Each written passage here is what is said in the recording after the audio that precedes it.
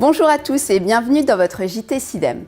Pour ce numéro, nous avons suivi la boucle vertueuse du papier en région Grand Est, depuis une borne d'apport volontaire à Morsbach jusqu'à la papeterie de Norske Skog dans les Vosges. Une nouvelle station de GNV, gaz naturel pour véhicules, a été inaugurée à Sarreguemines.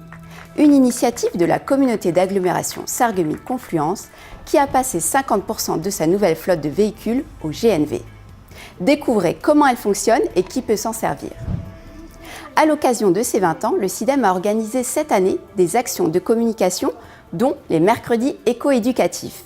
L'occasion de sensibiliser le grand public au tri des déchets, à la biodiversité et aux problématiques environnementales. Et puis, notre minute du tri est consacrée aux papiers et petits emballages cartonnés. Mara va tout vous expliquer. Enfin, vous découvrirez notre nouveau jeu Facebook, ainsi que les résultats de la collecte des jouets Laisse parler ton cœur, organisée sur le territoire du SIDEM. L'éco-organisme Citeo, en charge de la filière des emballages et des papiers, en partenariat avec le SIDEM et la région Grand Est, a organisé un éco-voyage sur le thème de l'économie circulaire du papier. Des élus, des partenaires et des médias du territoire ont découvert le circuit du recyclage du papier, depuis sa collecte dans les bornes d'apport volontaires jusqu'à sa transformation en journal. L'objectif était aussi de comprendre les enjeux de l'éco-conception, car nos ressources sont loin d'être illimitées. Reportage. 9h du matin. Une borne de collecte de papier est vidée sur le parking du siège du SIDEM à Morsbach. Cette borne fait partie des 325 qui ont été installées récemment sur les communautés d'agglomération de Sarreguemines et de Forbach. Si on veut ramasser tout ce qui est barquettes, pots de yaourt, etc. dans ce sac orange, il faut faire de la place, il faut améliorer la qualité. Ce pré-tri qui serait fait par le ménage vers ces bornes d'apport volontaire, elle entraîne aussi un coût moindre de toute la chaîne de tri, de transport, de logistique et de recyclage. Ces bornes respectent les normes PMR, c'est-à-dire qu'elles sont accessibles aux personnes à mobilité réduite. Elles ont également été conçues pour optimiser l'espace disponible à l'intérieur. 9h30, arrivée au centre de tri de Sainte-Fontaine. Dans ce centre construit en 2004, tous les papiers sont triés à la main à raison de 5 tonnes par heure. La priorité est donc à la modernisation de ces centres pour répondre aux exigences des consignes de tri. Et donc il y a une nécessité qui est devant nous, là, dans les 3 ou 4 ans, qui va être d'évoluer et de faire évoluer la technologie du centre de tri pour s'adapter à ces nouveaux flux et à l'évolution ici de cette collecte de fibreux qui va, je pense, lentement se généraliser sur l'ensemble du territoire. Par an, environ 12 000 tonnes de papier sont traitées dans ce centre. Entre 60 et 80% de ce flux est envoyé chez Norske Skog dans les Vosges. 13h, arrivée sur le site. On découvre alors 70 hectares d'usines. C'est l'unité de production de papier la plus importante d'Europe de l'Ouest. 600 000 tonnes de papier journal recyclé y est produit par an. Ce papier est fabriqué à partir de bois de sapin et d'épicéa, très répandus dans la région. Il est ensuite vendu pour redevenir un journal ou un magazine. À savoir, un papier peut être recyclé en moyenne 5 fois. Au-delà, les fibres sont trop fragiles pour être utilisées et pour pouvoir devenir du papier journal, le papier doit présenter au moins 60% de blancheur. En France, le recyclage des papiers représente 90 000 emplois. Si je fais ce geste de tri qui me paraît peut-être anodin, je vais derrière aussi permettre à une industrie, à cette usine de se construire, à cette usine de vivre, des emplois. Donc quand je fais le geste de tri, ça a aussi du sens. Je permets derrière à une économie de se développer. 85% de la matière réceptionnée par Norske Skog provient de la collecte sélective. Ici, les papiers sont mis dans l'eau pour former une pâte qui sera ensuite épurée de tous les éléments indésirables, type agrafe. La pâte est ensuite lavée de son encre et mise en bobine. Cette énorme bobine pèse environ 4 tonnes. Aujourd'hui, 60% des papiers de publication sont éco-conçus. Lorsqu'on fabrique un produit en papier, on doit se poser la question de sa recyclabilité derrière. Il y a des choses qui peuvent perturber le recyclage. Donc notre rôle est d'inciter, de conseiller. Et on a un système de bonus-malus en fonction des contributions qui sont en fonction du poids. On apporte un malus si c'est un perturbateur ou un bonus si par exemple l'entreprise communique tout simplement sur le geste de tri.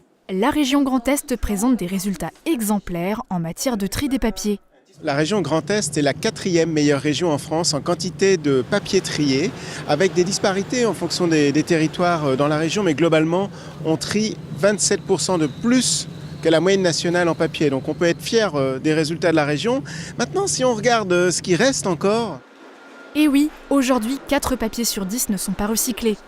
Recycler 100% des papiers, un objectif utopique. Mais Citeo se défie d'en recycler 65% d'ici 2022. Et si ces objectifs ne sont pas atteints, des solutions sont envisagées afin d'inciter au recyclage. Je vous propose d'écouter l'intervention de Christophe Neumann, directeur régional de Citeo. Aujourd'hui, on a quasiment tous les moyens, mais parfois, il faut un peu plus marcher, c'est un peu plus loin. Donc, on réfléchit au positionnement du conteneur, à faciliter l'accès au geste de tri, ou tout simplement à payer ces déchets en fonction des quantités qu'on produit. C'est ce qu'on appelle la tarification incitative. Je vais, comme quand j'ouvre mon robinet, je paye en fonction du mètre cube, et bien là, je vais payer mes déchets en fonction du poids ou du nombre de passages du camion. C'est important qu'on prenne conscience qu'on a un rôle chacun à jouer sur la gestion de nos déchets aussi. Les collectivités locales. La communauté d'agglomération Sarreguemines-Confluence a inauguré le 19 octobre dernier une station publique d'approvisionnement en gaz naturel pour véhicules. Tout comme la station GNV implantée à côté de Métavalor à Morsbach, elle propose du GNV, gaz naturel pour véhicules, du bio-GNV ou un mélange des deux gaz. Pour l'agglomération de Sarreguemines, comme pour le SIDEM, le biométhane carburant constitue une véritable alternative durable au gazole. Pour le moment, seuls les véhicules de collecte et les bus de la collectivité s'alimentent à cette station. Le SIDEM approvisionnera également d'ici peu ses camions sur cette station. Porté par la société espagnole Endesa, ce projet a coûté environ 1 million d'euros, dont 900 000 euros financés par Endesa et 180 000 euros à la charge de l'agglomération de Sarreguemines pour les aménagements de la plateforme. L'État a participé à hauteur de 50 000 euros pour la station et à hauteur d'1,5 million d'euros pour l'acquisition de la nouvelle flotte de véhicules roulant au GNV. Cette station vient tout juste d'être inaugurée, mais concrètement, qui pourra s'y approvisionner? Et comment fonctionne-t-elle? Toutes les explications dans ce reportage. Cette station-service est dimensionnée pour accueillir principalement des poids lourds et des bus. Mais tout type de véhicule, même léger, peut se réapprovisionner à la station gaz du centre technique de la Casque à Sarreguemines. Ici, les conducteurs ont le choix entre le GNV, le gaz naturel pour véhicules, le bio-GNV ou un mélange, des carburants alternatifs. Le GNV a le vent en poupe parce que c'est un carburant, encore une fois, qui répond aux problématiques de développement durable. C'est un carburant qui est économiquement intéressant, qui permet d'être quasiment à iso-coût par rapport au gasoil. Donc même pour les professionnels, c'est vraiment la solution de développement durable qui permet, sur le transport routier, d'être à même niveau que le gasoil. Donc même en utilisant du bio-GNV, finalement, où on émet zéro émission de CO2, quasiment zéro émission de CO2, et c'est un carburant qui est rentable. Cette station fonctionne presque comme une station-service classique. À leur arrivée, les conducteurs entrent d'abord un code dans la borne. Ils n'ont ensuite pas besoin de tenir un pistolet de distribution, mais ils doivent clipser une vanne à gaz à leur véhicule, puis actionner un bouton. L'arrêt est automatique quand le plein est effectué. La station est dimensionnée pour que un conducteur puisse faire le plein en 10 minutes, le plein complet de son véhicule. Idem pour les bus. Ce qui change énormément, c'est la partie environnementale, puisque les émissions sont réduites de CO2 sont réduites de 20%. Les émissions de particules, de NOx, de dioxyde de soufre sont réduites de plus de 90%. Et quand on travaille avec du bio-GNV, on peut réduire les émissions de CO2 de l'ordre de 80%. Depuis début octobre, ce sont essentiellement 17 véhicules de la Casque, des poids lourds et des bus qui se rendent à cette station gaz. Cette année, le SIDEM a organisé plusieurs événements pour fêter ses 20 ans. Souvenez-vous de la journée des mères, de l'opération de distribution du compost ou encore du SIDEM Quiz. Mais l'anniversaire a aussi été célébré avec le jeune public grâce à des actions telles que le gâteau d'anniversaire durable ou encore les mercredis éco-éducatifs. Une des thématiques phares de ces demi-journées portait sur le gaspillage alimentaire. Voici les images. Eux n'étaient pas nés il y a 20 ans, mais aujourd'hui ils sont là pour apprendre à ne pas faire les mêmes erreurs qu'avant. Aujourd'hui plus que jamais, et en accord avec le pacte national anti-gaspi lancé en 2013, le SIDEM s'engage à sensibiliser le public sur le gaspillage alimentaire. Ces enfants assistent avec attention à cette exposition, ils apprennent des astuces pour mieux ranger son frigo ou faire ses courses plus intelligemment. C'est destiné à tout public, petits et grands, pour prendre conscience de nos habitudes de consommation, nos gestes au quotidien, qui tendent finalement à se débarrasser, à jeter précipitamment nos restes alimentaires. Et pour mettre la théorie en pratique, un atelier cuisine était proposé aux enfants. On est en train de faire une recette du pain perdu. Et la recette est un jeu d'enfant, il vous faut des œufs, de la farine, du sucre, du lait, du pain. On les met ensemble, on touille et on va le manger. Que ce soit la cuisine ou le pêle-mêle Stop au gaspille, les activités ont su retenir l'attention de ces enfants venus dans le cadre du périscolaire d'Ambar. Toute l'année, on travaille sur l'environnement. Donc on a eu l'occasion de pouvoir venir au CIDEM justement pour pouvoir parler du tri sélectif, du gaspillage des frigos. Expliquer aux enfants qu'il faut faire attention au gaspillage, à ne pas jeter dans la nature, protéger l'environnement pour eux plus tard en fait. La thématique de l'environnement est de plus en plus présente dans les programmes scolaires. C'est le cas dans cette classe de SECPA du lycée Jean Jaurès à Sarreguemines. Les élèves apprennent à reconnaître les différentes familles de déchets. Et toujours pour fêter ses 20 ans, le CIDEM a lancé un autre défi aux scolaires du territoire. On a proposé aux classes qui viennent visiter le centre d'éducation à l'environnement jusqu'au 16 novembre de nous apporter un gâteau d'anniversaire durable qui est fabriqué à partir de récupération, d'objets de récupération et de déchets. Et les enfants ont été très inspirés. Ce gâteau fabriqué à partir d'un pneu usagé et de bouteilles en plastique est l'idée de l'école maternelle de Merten.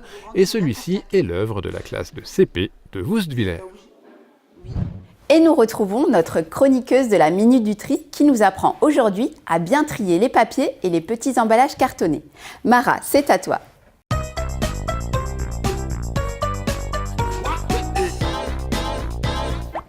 Bonjour, vous tombez à pic, je suis en pleine réorganisation de mon bureau. C'est le parfait moment pour trier et classer tous mes documents. Je profite donc de l'occasion pour aborder avec vous les consignes de tri des papiers et petits emballages cartonnés. Comme vous le savez, tous les papiers se trient et se recyclent et les petits emballages en carton aussi. Ils sont à déposer selon votre commune d'habitation, soit dans le sac orange réservé au recyclable, soit en apport volontaire dans une borne de collecte spécifique. Si la borne est remplie d'un côté, pensez à utiliser le deuxième côté de la borne. Et si vous avez de gros volumes de papier, profitez de l'un de vos passages en déchetterie pour pouvoir les déposer dans la benne destinée au papier. Voyons plus en détail tous les déchets concernés. Il y a les journaux, les revues et les magazines, les prospectus et les autres publicités. D'ailleurs, si vous ne feuilletez pas vos publicités, pensez à poser un stop pub sur votre boîte aux lettres. Les catalogues et les annuaires, les courriers et les impressions, les enveloppes et autres papiers tels que les cartes postales, les plans, etc. Mais aussi les petits emballages cartonnés comme les paquets de biscuits, de céréales, de pâtes, de riz et les sacs en papier.